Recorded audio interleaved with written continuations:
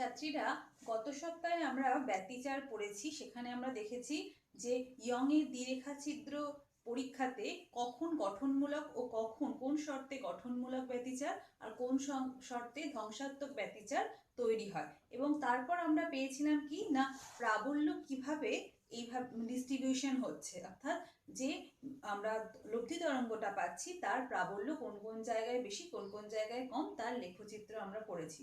আজকে আমরা দেখব এই ব্যতিচারে যে ঝালর উৎপন্ন হচ্ছে, অর্থাৎ যে ফ্রিঞ্জগুলো তৈরি হচ্ছে, সেই ফ্রিঞ্জের উইথটা কি, অর্থাৎ তার প্রস্থ কি, আর কি না কোনো একটা পর্দার ওপর কোনো একটা নির্দিষ্ট বিন্দুতে কোন শর্তে অন্ধকার পটি কোন শর্তে উজ্জ্বল পটি তৈরি হবে, অর্থাৎ ফ্রিঞ্জ এই যে ঝালর ব্যতিচার ঝালর তৈরি হচ্ছে কোনটা কোন ক্ষেত্রে উজ্জ্বল কোন ক্ষেত্রে অন্ধকার, সেটা আমরা আজকে শর্ত দিয়ে দেখবো যে কিভাবে ঘটছে। তাহলে চলো, আমরা ছবিটা নিশ্চয়ই মনে আছে, এস হচ্ছে রেখা ছিদ্র, সেখান থেকে S1 S2 তার খুব পাশেই আরো দুটো রেখা ছিদ্র, এস হচ্ছে মেইন সোর্স, সেখান থেকে S1 S2 দুটো রেখা ছিদ্র, এবং অনেকটা দূরে ডি দূরত্বে রয়েছে একটা স্ক্রিন, যেটাকে আমরা এম এর নাম দিয়েছি।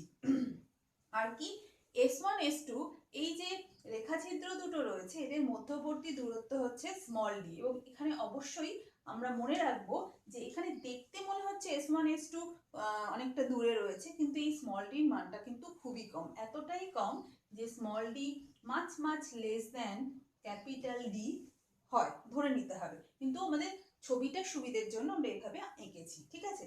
আর কি, আর দেখা যাচ্ছে যে ও বিন্দু থেকে পি একটা বিন্দু, যে বিন্দুতে আমরা বলছি কি ঘটনা ঘটছে, কি হচ্ছে না, S1 বিন্দু থেকে আলোক রশ্মি যাচ্ছে পি বিন্দুতে, S2 বিন্দু থেকে গিয়ে পি বিন্দুতে মিলিত হচ্ছে, এবং এক্ষেত্রে পি বিন্দুতে একটা উজ্জ্বল পটি তৈরি হবে বা একটা ব্রাইট একটা আমরা ফ্রিঞ্জ পাবো না একটা ডার্ক ফ্রিঞ্জ পাবো, সেটা কোন শর্তের উপর নির্ভর করবে বা এই YN এর ভ্যালুটা কি হবে সেটাই আজকে আমরা দেখবো, ঠিক আছে। তাহলে এখানে সব ছবিটা এখানে ডেসক্রাইব করা রয়েছে, তাহলে বোঝাই যাচ্ছে যেহেতু S1 S2 এর মধ্যবিন্দু, এটার নাম যদি আমরা দিই, ধরো একটা নাম যদি এখানে দিই, ধরো এক্স নাম দিচ্ছি, তাহলে এই এক্স বিন্দু থেকে ও বিন্দুর যে দূরত্ব, ও বিন্দুটা ঠিক এক্স বিন্দুর বিপরীতে স্ক্রিনের ওপর একটি বিন্দু। এখানে কি হচ্ছে না, এখান থেকে S1 থেকে, এবং আমরা কি জানি যে এই যে S1 আর S2 যে দুটো বিন্দু, সেই বিন্দু দুটোর একটা বৈশিষ্ট্য আগের দিনই আমরা পড়েছিলাম যে এখান থেকে যে ওয়েভফ্রন্ট গুলো বেরোবে তারা কিন্তু সবাই কি হয়, তাদের দশা পার্থক্য শূন্য, অথবা দশা পার্থক্য সবসময় সময়ের সাপেক্ষে কি হবে, কনস্ট্যান্ট হবে, অর্থাৎ দশা পার্থক্য কখনোই চেঞ্জ হবে না। তাহলে S1 থেকে এবং S2 থেকে যে ওয়েভফ্রন্ট বেরোবে তারা যখন ও বিন্দুতে গিয়ে পৌঁছবে, এবং আমরা সবসময় মনে রাখবো S1 থেকে S2 থেকে ও বিন্দু দূরত্ব পরপর সমান, অর্থাৎ S1O = S2O, ঠিক আছে। অর্থাৎ আমরা এটাই বলবো যে S1 S2 থেকে উৎপন্ন ওয়েভফ্রন্ট গুলো, গৌণ ওয়েভফ্রন্ট গুলো, তারা কিন্তু ও বিন্দুতে সমদশায় মিলিত হবে। তাহলে সমদশায় মিলিত হলে সবসময় আমরা কি জানি, সেখানে কিন্তু একটা উজ্জ্বল পটি তৈরি হবে, অর্থাৎ ও বিন্দুতে হচ্ছে আমরা দেখব মূল উজ্জ্বল পটিটা তৈরি হচ্ছে, যেকে আমরা কেন্দ্রীয় চরম বিন্দু বা সেন্ট্রাল ম্যাক্সিমাম পয়েন্ট বলতে পারি, ঠিক আছে। এরপর পি বিন্দুতে দেখা যাচ্ছে S1 থেকে একটা রশ্মি যাচ্ছে, S2 থেকে একটা রশ্মি যাচ্ছে, দুজনেরই কিন্তু দশা পার্থক্য একইভাবে সময়ের সঙ্গে সঙ্গে কনস্ট্যান্ট, কিন্তু S1 থেকে পি এর যা দূরত্ব, S2 থেকে পি এর দূরত্ব কিন্তু কি অসমান, সমান নয়। তাহলে এখানে একটা পথ পার্থক্য কিন্তু ঘটছে। তাহলে এই পাথ ডিফারেন্সের জন্য এদের মধ্যে কিন্তু একটা কি হবে, একটা পি বিন্দুতে সেই পাথ ডিফারেন্সটার উপর কিন্তু নির্ভর করবে যে উজ্জ্বল না অন্ধকার পটি হবে। তাহলে আমরা চলো দেখে নিই ওই পি বিন্দুতে পাথ ডিফারেন্সটা কি বা পথ পার্থক্যটা কি। তাহলে দেখতেই পাচ্ছি S2P টা হচ্ছে বড়, তাহলে পথ পার্থক্য হয়ে যাচ্ছে S2P মাইনাস S1P, কিন্তু S2P মাইনাস S1P বের করার থেকে আমাদের সুবিধা হবে S2P স্কোয়ার মাইনাস S1P এর স্কোয়ার বের করা, ঠিক আছে। কারণ কি, আমরা দেখো একটা ডটেড লাইন দিয়ে দুটো সমকোণী ত্রিভুজ এঁকেছি, একটা হচ্ছে এই ত্রিভুজটা আর একটা হচ্ছে এই ত্রিভুজটা। এবং এই সমকোণী ত্রিভুজের S2P-টা কি দেখো, এই যে বড় সমকোণী ত্রিভুজ, এটা হচ্ছে S2P-টা হচ্ছে তার অতিভুজ, এবং এটা হচ্ছে লম্ব আর এটা হচ্ছে ভূমি। তাহলে অতিভুজ স্কোয়ার ইজ ইকাল টু লম্ব স্কোয়ার প্লাস ভূমি স্কোয়ার। এখানে দেখো লম্বটা কত, লম্বটা হচ্ছে পি থেকে এই বিন্দুর দূরত্ব, কিন্তু পি থেকে ও বিন্দু দূরত্বকে আমরা yn দিয়ে সূচিত করছি, n-তম ওখানে ফ্রিঞ্জ গঠিত হচ্ছে, তাই আমরা yn বলছি। তাহলে এটা হচ্ছে পি থেকে ও yn, তাহলে ও থেকে এই ডটেড লাইন অবধি দূরত্বটা কত, তাহলে ভালো করে যদি দেখি, এই এই দূরত্ব, গোটা দূরত্বটা হচ্ছে d, তাহলে এইটা হচ্ছে তার অর্ধেক, তাহলে এটা d/2 x থেকে s2, তাহলে এটা আর এটা পরস্পর সমান, সুতরাং ও থেকে এই ডটেড লাইনটার যে দূরত্ব সেটা d/2, সুতরাং p থেকে এই ডটেড লাইনটা অর্থাৎ এই গোটা ত্রিভুজটার যে ভূমি লম্ব সেটার কি দূরত্ব হচ্ছে yn প্লাস d/2। তাহলে আমরা পেয়ে যাচ্ছি কি না, প্রথমেই হচ্ছে অতিভুজ স্কোয়ার সমান সমান হচ্ছে yn প্লাস d/2 এর হোল স্কোয়ার লম্ব স্কোয়ার প্লাস ভূমি স্কোয়ার। ভূমি কত দেখো, এটা হচ্ছে ভূমি, এটা আসলে স্ক্রিনের দূরত্ব d, তাহলে d স্কোয়ার হয়ে গেল। এবারে S1P-টাকেও ঠিক একইভাবে আমরা নির্ণয় করব। S1P এটাও একটা হচ্ছে এই ত্রিভুজটার সমকোণী ত্রিভুজটার অতিভুজ, তাহলে লম্ব স্কোয়ার প্লাস ভূমি স্কোয়ার। এখানে লম্ব স্কোয়ার কত, টোটালটা এই P থেকে ও দূরত্ব হচ্ছে yn, তাহলে yn থেকে আমি যদি d/2 বাদ দিয়ে দিই তাহলে আমি এইটুকু অংশ পাবো, সুতরাং এখানেও আমরা পাচ্ছি মাইনাস দিয়ে yn মাইনাস d/2 এর হোল স্কোয়ার প্লাস কি হবে d স্কোয়ার। তাহলে এবারে a প্লাস b এর হোল স্কোয়ারের ফর্মুলা কিচ্ছু নেই, শুধু এইটুকু বোঝার, তাহলে a প্লাস b এর ফর্মুলা হচ্ছে yn square plus d square by 4 plus 2 into yn into d/2 plus d square. তাহলে ব্র্যাকেটের মধ্যে এইটাকে আমরা ভাঙলাম, ঠিক একইভাবে মাইনাস দিয়ে আমরা কি লিখছি দেখো, yn স্কোয়ার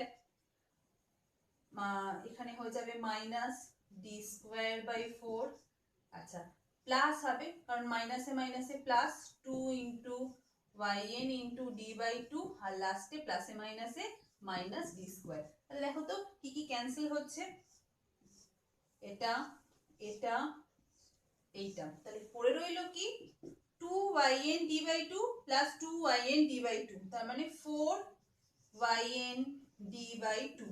তাহলে আমরা এখান থেকে পাচ্ছি 2yn d, ঠিক আছে। তাহলে এই যে পেলাম, এটা পেলাম কি S2P square minus S1P square, কিন্তু আমাদের পথ পার্থক্যটা আসলে কি S2P মাইনাস S1P। তাহলে a স্কোয়ার মাইনাস b স্কোয়ারকে যদি ফর্মুলায় আমরা ভাঙি তাহলে কি পাচ্ছি দেখো, আমরা পাবো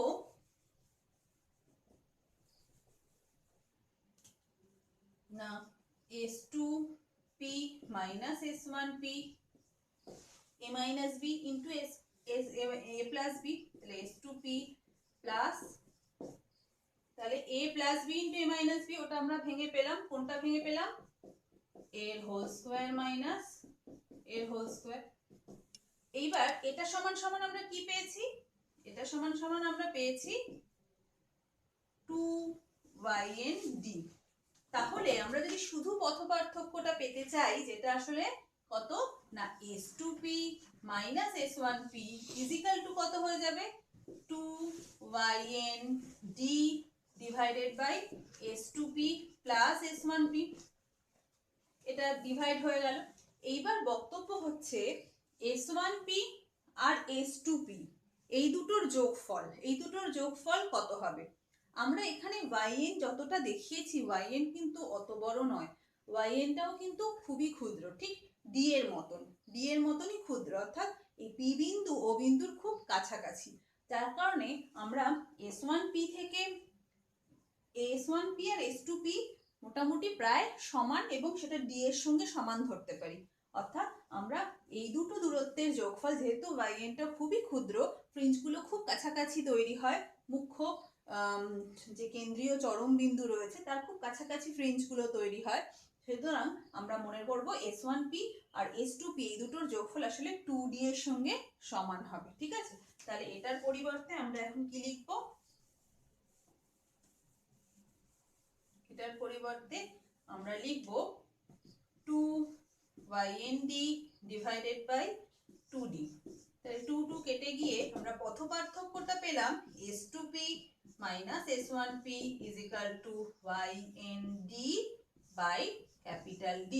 ঠিক আছে, তাহলে পথ পার্থক্য দিয়ে এবারে আমাদের বিচার করতে হবে যে পি বিন্দুতে কি না উজ্জ্বল পট্টি অর্থাৎ ব্রাইট ফ্রিঞ্জ না ডার্ক ফ্রিঞ্জ কোনটা তৈরি হবে।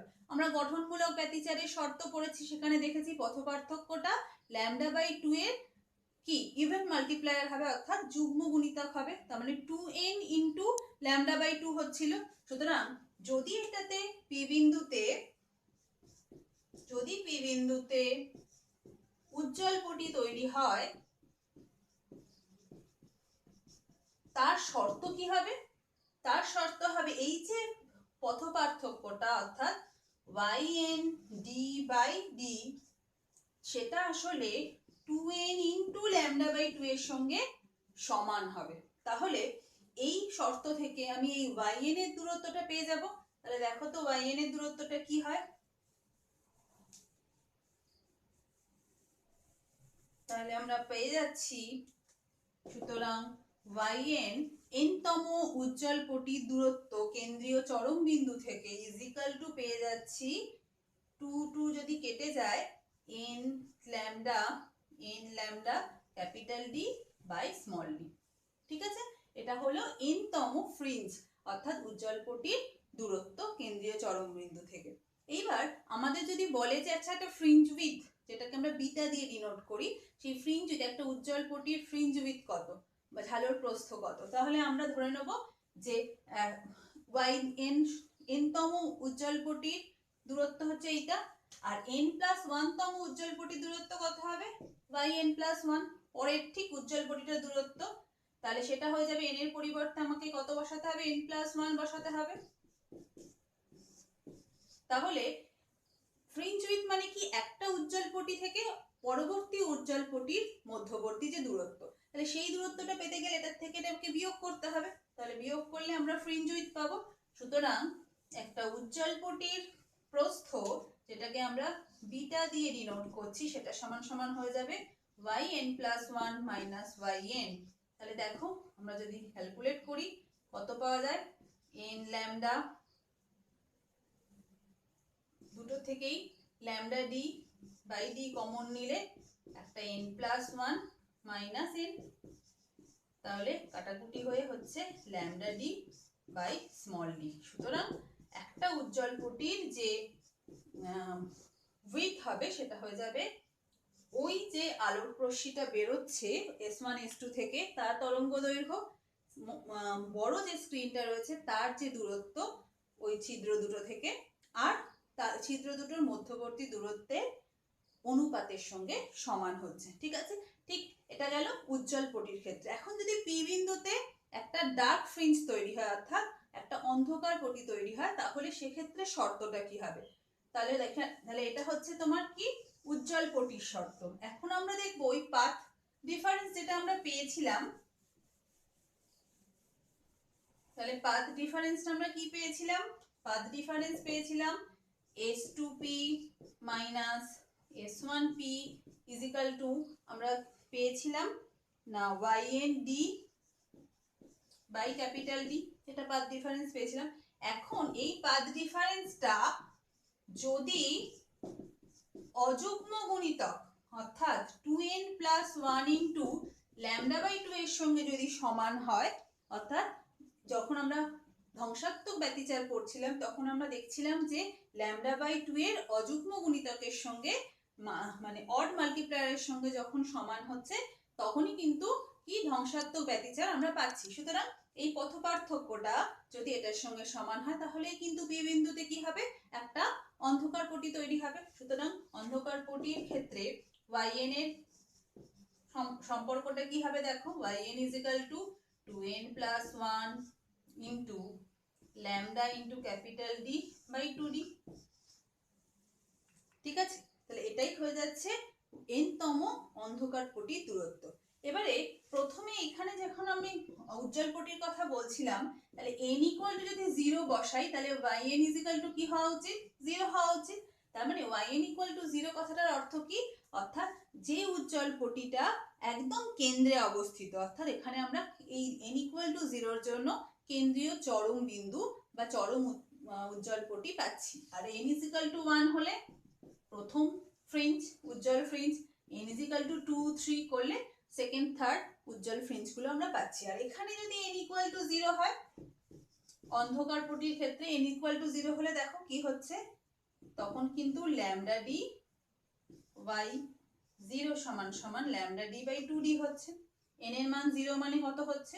Lambda D by 2d। সুতরাং প্রথম যেটা আমরা পাচ্ছি, অর্থাৎ মুখ্য চরম বিন্দুর ঠিক পরবর্তী যে অন্ধকার ফ্রিঞ্জটা, সেটা হয়ে যাচ্ছে ল্যামডা ডি বাই 2d দূরত্বে। ঠিক আছে, আর এখানেও আমরা যদি n-তম n+1-তম বসাতাম, তাহলে ওই একইভাবে এটা হয়ে যেত n+1+1 into lambda D by 2d। তাহলে এখান থেকে যদি আমরা n-তম একটা অন্ধকার ফ্রিঞ্জের একটা যদি আমরা বেধ মাপতে চাই, তাহলে কি হবে দেখো। তাহলে এখানে আমরা দেখে নিই বেধটা, অন্ধকার ফ্রিঞ্জ যেটা তৈরি হচ্ছে তার প্রস্থটা কি হবে। তাহলে এটার থেকে এটা মাইনাস, তাহলে প্রস্থ হবে 2yn+1 বাই মাইনাস yn। তাহলে এখানে কি common factor? Lambda D by 2d দুটোতেই রয়েছে, তাহলে ল্যামডা ডি বাই 2d টা কমন নেওয়া হলো। আর পড়ে রইল কি? প্রথমে পড়ে রইল 2 ইন্টু n+1, তাহলে 2n+2+1 মাইনাস 2n-1। তাহলে দেখো তো +1 -1 2n 2n কেটে গেল, আর এখানে থাকলো কি lambda D by 2d into 2। তাহলে কাটাকুটি করে কি পেলাম? আমরা পেলাম ল্যামডা ডি বাই, আচ্ছা এখানে একটা স্মল ডি ছিল, আমি এখানে ক্যাপিটাল ডি লিখে নিয়েছি, lambda D by small D. সুতরাং আবারও আমরা কি পেলাম না, ফ্রিঞ্জ উইডথ যেটা পাচ্ছি সেটা কিন্তু lambda D by small D. এটাই বক্তব্য যে একটা উজ্জ্বল এবং একটা অনুজ্জ্বল দুটো পটিরই প্রস্থ অর্থাৎ ফ্রিঞ্জ উইডথ সেম হচ্ছে। এটা কি না, ঝালর প্রস্থ আমরা পেয়ে গেলাম ফর্মুলা অনুযায়ী lambda D by small D, যেটাকে আমরা বিটা দিয়ে ডিনোট করছি। এবং এখান থেকে আমরা যদি পরপর দেখতে পাই এর বৈশিষ্ট্যগুলো একটু দেখে নিই। বিটার বৈশিষ্ট্যগুলো কোন কোন বিষয়ের উপর এটা নির্ভর করছে আর নির্ভর করছে না আমরা দেখে নিই। 1 নম্বর বৈশিষ্ট্য, এই বিটার ভ্যালু কোন কোন বিষয়ের উপর নির্ভর করছে। বিটার ভ্যালু কিন্তু যে আলো আমরা ব্যবহার করছি সেই তার তরঙ্গ দৈর্ঘ্যের উপর নির্ভর করছে, ল্যামডার উপর নির্ভর করছে।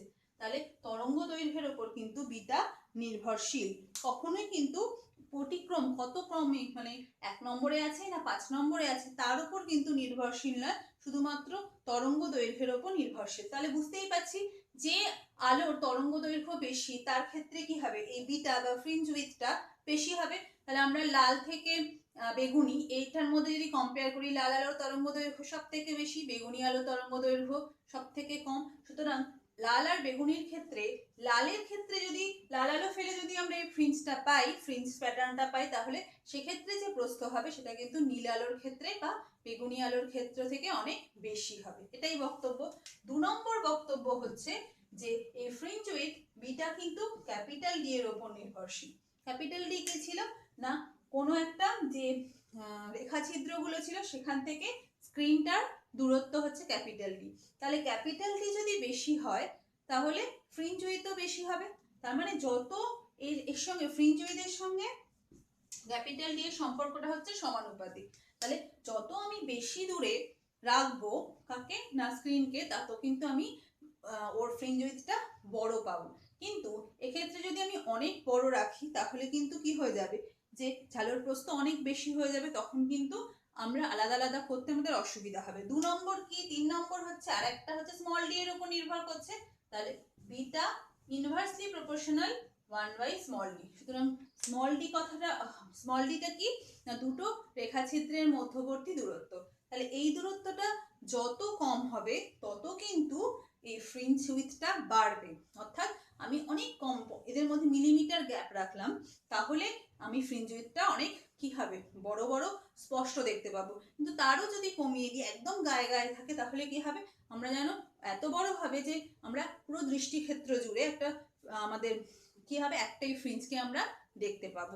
আবার যদি অনেকটা দূরত্ব হয়, তাহলে ফ্রিঞ্জ উইথ কি হয়ে যাবে, এখানে যদি ডি বেড়ে যায় তাহলে ফ্রিঞ্জ উইথ কমে যাবে, তখন এত সরু হবে যে তাদেরকে আইডেন্টিফাই করা কিন্তু খুব মুশকিল হবে। ফলে একটা ঠিকঠাক দূরত্বে কিন্তু দুটো রেখাছিদ্রকে অবস্থিত হতে হবে।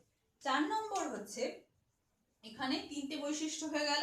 4 নম্বর যে বৈশিষ্ট্য সেটা হচ্ছে, যদি আমরা এখানে বারবার বলেছি একবর্ণী আলো, মনোক্রোমেটিক রে আমাকে ফেলতে হচ্ছে, যদি আমি সাদা আলো ফেলতাম তাহলে কি হতো, দুটো থেকে আমি সাদা আলো নির্গত হচ্ছে সমদশায়, তাহলে সাদা আলো ওতে গিয়ে সাদা আলোর মধ্যে সমস্ত বর্ণগুলো সবাই ও বিন্দুতে, যেহেতু পথ পার্থক্যটা এখানে কোনো নেই, পথ পার্থক্য সব ও বিন্দু দূরত্ব এখান থেকেও যা এখান থেকেও তাই, তাহলে সাদা আলোগুলো সবাই একসঙ্গে গিয়ে পৌঁছতো এবং একসঙ্গে পৌঁছিয়ে একসঙ্গে মিলে তারা কিন্তু মুখ্য চরম বিন্দু আমরা পেতাম। কিন্তু তারপরে প্রত্যেকটা রের জন্য, প্রত্যেকটা আলাদা আলাদা বর্ণের জন্য, সাদা বর্ণের যে অন্য বর্ণগুলো রয়েছে তার জন্য কিন্তু আলাদা আলাদা জায়গায় আমরা কালারফুল ফ্রিঞ্জ পেতাম। ফলে প্রত্যেকটা রের জন্য আমি আলাদা আলাদা কালারফুল ফ্রিঞ্জ কিন্তু ফ্রিঞ্জ প্যাটার্নটা আমরা ওখানে তৈরি হতে দেখতাম। ঠিক আছে, নাম্বার 5 আমরা বলতে পারি কি, এখানে আমরা বলতে পারি যদি এই রেখা ছিদ্রগুলো সরু, খুব সরু না হয়ে একটু মানে কি বলবো, খুব সরু রেখা ছিদ্র যদি না হতো, একটু মোটা হতো, তো সেক্ষেত্রে কি হতো না, একটা মোটা রেখা ছিদ্র সেটা কিন্তু অসংখ্য সরু রেখা ছিদ্রের সমষ্টি। ফলে যখন আমি একটা মোটা ছিদ্রকে নিয়ে কাজ করব, তখন কি হবে, সেগুলো আপনা আপনি সরু সরু ছিদ্রের ক্ষেত্রে যেমন বিহেভ করা উচিত, অর্থাৎ এক একটা সরু ছিদ্রের জন্য যে ফ্রিঞ্জ প্যাটার্ন আমরা পাবো সেটা কি হতো না, সেটা কিন্তু মোটার জন্য একাধিক ফ্রিঞ্জ প্যাটার্ন পাবো। ফলে একটার উপর একটা পরে একটা আলোকিত ফ্রিঞ্জ আমরা পাবো, যেটা কিন্তু অস্পষ্ট। ঠিক আছে, নেক্সট পয়েন্ট, 6 নম্বর পয়েন্ট, যদি এটা চওড়া হতো, কিরকম, এটা যদি W1 এটা যদি W2 হতো, অর্থাৎ S1 যে উৎসটা সেটা যদি W1 পরিমাণ চওড়া বা এর বেদ যদি W2 হতো, তাহলে এদের যে ইন্টেন্সিটি, এখান থেকে যে ইন্টেন্সিটিটা বেরোতো বা তীব্রতাটা যে তৈরি হতো, সেটাকে আমরা এরকম ভাবে লিখি, আমরা জানি ইন্টেন্সিটির সঙ্গে তীব্রতার সম্পর্কটা আমরা এখান থেকে পেয়েছি, তাহলে এখানে কিন্তু আমরা এই অনুপাতটা দিয়েও প্রকাশ করতে পারতাম তার ইন্টেন্সিটিকে। নাম্বার 7, ফ্রিঞ্জ উইথটা, অর্থাৎ এদের প্রতিটার কৌণিক বেধও আমরা কিন্তু গণনা করতে পারি। অর্থাৎ যদি এই যে কোণটা, এই কোণটাকে যদি আমরা থিটা কোণ বলতাম, তাহলে কৌণিক যে বেধ, সেই কৌণিক বেধটাকে আমরা কি বলতাম না, বিটা বাই ডি কে, থিটাকে আমরা কৌণিক বেধ বলছি, সেটা হচ্ছে বিটা বাই ক্যাপিটাল ডি। আমরা কি দেখেছি, beta is equal to lambda D by D, তাহলে বিটা বাই ক্যাপিটাল ডি করলে কি হয়ে যাবে, ল্যামডা বাই স্মল ডি। তাহলে এই ল্যামডা বাই স্মল ডি কেই বলা হচ্ছে কৌণিক বেধ। আর লাস্ট পয়েন্ট, যেটা খুব ইম্পর্টেন্ট পয়েন্ট, যদি এই পুরো ব্যবস্থাটাকে মিউ প্রতিসারাঙ্কের কোনো তরল পদার্থে ডুবিয়ে করা হতো, সেক্ষেত্রে কি হতো, ফ্রিঞ্জ উইথের পরিবর্তন হতো এবং ফ্রিঞ্জ নতুন ফ্রিঞ্জ উইথ যেটা হতো সেটা হয়ে যেত বিটা বাই মিউ। ঠিক আছে, তাহলে এইগুলো আমরা ভালো করে মনে রাখবো। চলে যাচ্ছি আমরা নেক্সট টপিক। আচ্ছা, এখন আমরা ব্যতিচার ঝালরের আকৃতি ও শক্তি সংরক্ষণ সূত্রটা কিভাবে এখানে আসছে আমরা দেখব। আমরা কি দেখলাম, যে পথ পার্থক্য যেটা তৈরি হচ্ছে, অর্থাৎ S2P মাইনাস S1P, পি বিন্দুতে যে কোনো ঝালর তৈরি হওয়ার ক্ষেত্রে যে পথ পার্থক্য, সেই পথ পার্থক্যটা কিন্তু সবসময় কি হচ্ছে, একটা নির্দিষ্ট ঝালরের জন্য, ব্যতিচার ঝালরের জন্য সেটা কিন্তু সবসময় এই পথ পার্থক্যটা ধ্রুবক থাকছে। তাহলে যে কোনো পথ পার্থক্য যদি সময় সাপেক্ষে কনস্ট্যান্ট হয়, সেক্ষেত্রে তার যে সঞ্চার পথটা সেটা কিন্তু লেখচিত্রের মাধ্যমে যদি আমরা প্রকাশ করি তাহলে আমরা পরাবৃত্তাকার পাবো, অর্থাৎ পরাবৃত্ত তৈরি হবে। তার মানে কি, যে ফ্রিঞ্জগুলো আমরা পাচ্ছি সেই ফ্রিঞ্জগুলোর আকৃতিটা পরাবৃত্ত হওয়া উচিত। কিন্তু ফ্রিঞ্জগুলো আমরা যখন দেখি তখন কিন্তু তাকে সরলাকৃতি আমরা দেখি। তার কারণ কি, যে ফ্রিঞ্জ উইথ বিটা সেটা কিন্তু মাছ লেস দ্যান ক্যাপিটাল ডি, যেখানে ক্যাপিটাল ডি হচ্ছে রেখা ছিদ্রগুলো থেকে স্ক্রিনটার দূরত্ব, সেই দূরত্বটার থেকে বিটাটা ফ্রিঞ্জ উইথ কিন্তু খুবই ক্ষুদ্র। তাই সেক্ষেত্রে আমরা একটা পার্ট দেখতে পাই বলে আমাদের কিন্তু কি দেখা যায় না, ওই ফ্রিঞ্জগুলোকে আমরা সরলাকৃতি আমরা দেখতে পাই। ঠিক আছে, এটাই হচ্ছে বক্তব্য। নেক্সট হচ্ছে শক্তি সংরক্ষণ সূত্র কি। তাহলে আমরা দেখছিলাম যে একটা মুখ্য চরম বিন্দু ও বিন্দুতে মুখ্য কেন্দ্রীয় চরম বিন্দু বা উজ্জ্বল পটি, এবং পরপর আমরা অন্ধকার উজ্জ্বল বলে আমরা পটিগুলো পাচ্ছিলাম। তাহলে এরকম যদি গ্রাফিক্যালি প্রেজেন্ট করতাম তাহলে এরকম আমরা গ্রাফ পেতাম। এটা আমরা পরে শিখবো। তাহলে এই যে বিষয়টা হচ্ছে, প্রাবল্যটা কোথাও বেশি কোথাও কম এবং মাঝখানটায় সব থেকে বেশি, তাহলে কি আমাদের মনে হতে পারে যে এখানে শক্তির সংরক্ষণ সূত্র মান্য হচ্ছে না? কিন্তু আমরা যদি একটু ভেবে দেখি যে শক্তির সংরক্ষণ সূত্র কিন্তু সব ক্ষেত্রে মান্য হবে,